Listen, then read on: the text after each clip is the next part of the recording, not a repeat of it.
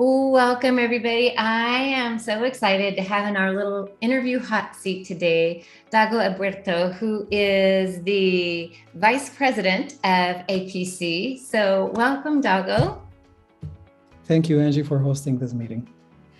I want to start off by asking you to share a little bit about yourself with us, please. Oh, very well. I was not born in the United States. I was born in El Salvador. But I came to San Francisco when I was very young. And I love San Francisco. And I am very happy here within the 7-by-7 mile radius of the city, where even in the summers, days rarely go above 70 degrees. I guess another aspect of me, personal aspect, is that I love opera. And fortunately for me, there is a lot of opera in San Francisco to be had. So that's how I spent some of my spare time listening to it. Oh, that's fantastic. That's the first one I've heard about that so far. So, well, let me ask you, how long have you been with CSU and your campus, and what positions have you held at that campus?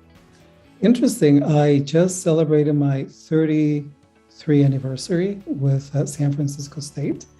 And November 10th.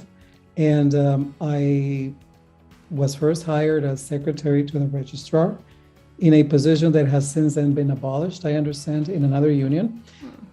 Subsequently, I've been an evaluator, an admissions counselor, and most recently, an international admissions counselor.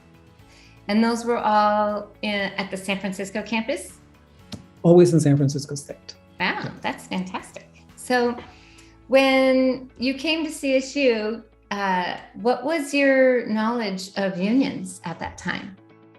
Well, I have always been around unions. My mother was a school teacher, and she was an activist in her union.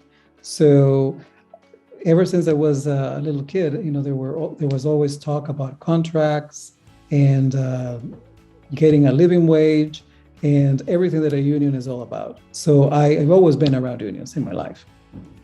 So I guess it was kind of a natural extension then for you to join APC when you had the opportunity, right? Correct. I mean, there was nothing to it. I mean, I thought, in fact, that I was a member of the union. Oh, okay. So when you first became a Unit 4 employee for APC, there was a little bit of a period of time because you thought you already were a union member. And then as soon as you found out you weren't, you just went and signed up, right? Classic case.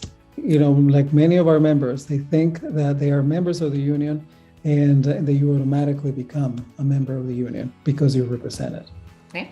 That's a common theme that I'm hearing. So I guess it was a no-brainer for you to just want to join, right? You just already understood all the benefits. Exactly. I knew that I wanted to be a union member. I knew the benefits of it. And I was very impressed with our leadership. They came to town and they explained to us during a time of layoffs what the contract was, our rights were, what the process was. And I was absolutely impressed with them. Wow. Well, do you remember who that was? It's like, we should give them a little... Well, yes. And some of our folks, may remember them too. The president then was Charles Getzel. And the vice president, unbeknownst to me, someday I would occupy her, her position was Barbara Peterson. Wow. Correct. Okay. So shoes to fill, right? They're the ones that got you to join in now. big shoes to fill. Yeah. Boy, that's full circle. So did you start off with another role before becoming vice president of the executive board? Yes, I became a steward first. And a couple of years later, when I felt that I knew enough, I became chief steward. And then I remained chief steward for 14 years. Oh, okay. How long were you in the union before you took on that first steward role? I would say maybe a year and a half or 2 years. Oh, so not very long. Wow. Okay. Not very long. That's pretty good. Just jump right in. And then how long now have you been with the executive board? Since May 2014, so 7.5 years now. Wow. Well, congratulations and thank you for your service on behalf of all the members. Thank you. And so what made you want to take this extra position of service?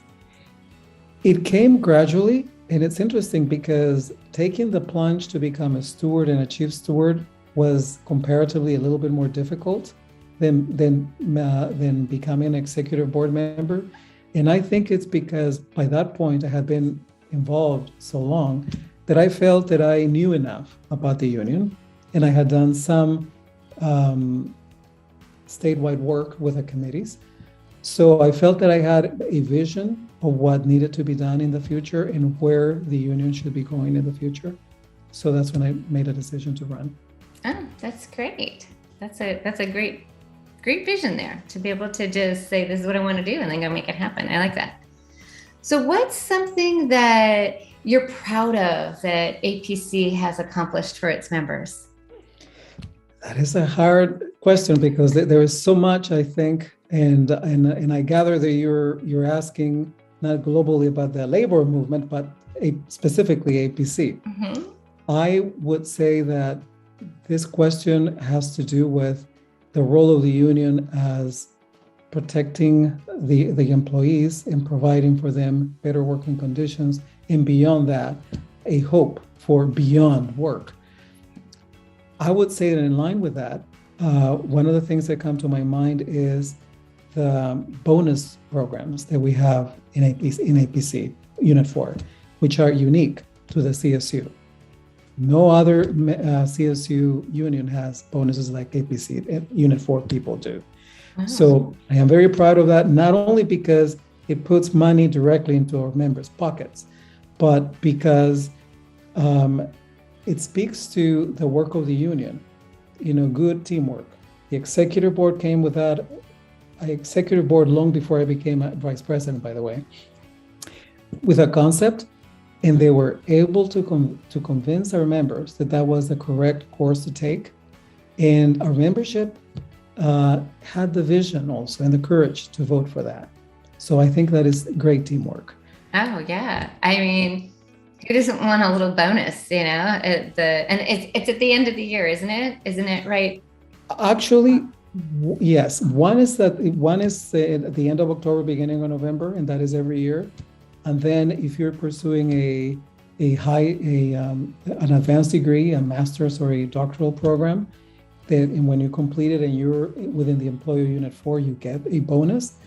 And when you complete your 10th anniversary within the unit, and then every 5 years for long-term service, you get bonuses. So we have 3, going. Wow. And it provides financial relief, sometimes at a great time of need. Yeah, I can imagine. I guess you're the union that all the other unions are jealous of then. It's not to boast, but we are told very often when our bonuses are being dispersed that other employees wish that they had what we have. Well, they have to move over to Unit 4 then. Join APC, right? Correct. Well, so thanks so much, Dago. I just want to end with asking you if you have any final thoughts you'd like to share. Certainly. I would like to thank our members, all Unit 4 members, Unit 4 employees, I should say, for their hard work and for the past year and a half during that pandemic. I think that has tested our mettle as human beings, as employees of the CSU, and as union members. And I really want to reassure you that the executive board and your stewards and our labor relations team are working diligently to make sure that the sacrifices and the hard work that we have endured for the last year and a half do have a meaning, and that we have proven once again, not that we had to really, that we are very vital to the mission of the CSU, and that this importance, the importance of our work, needs to be recognized. It needs to be properly recognized by the CSU. So I hope that you stay with us, with APC, because we will continue to work hard on your behalf.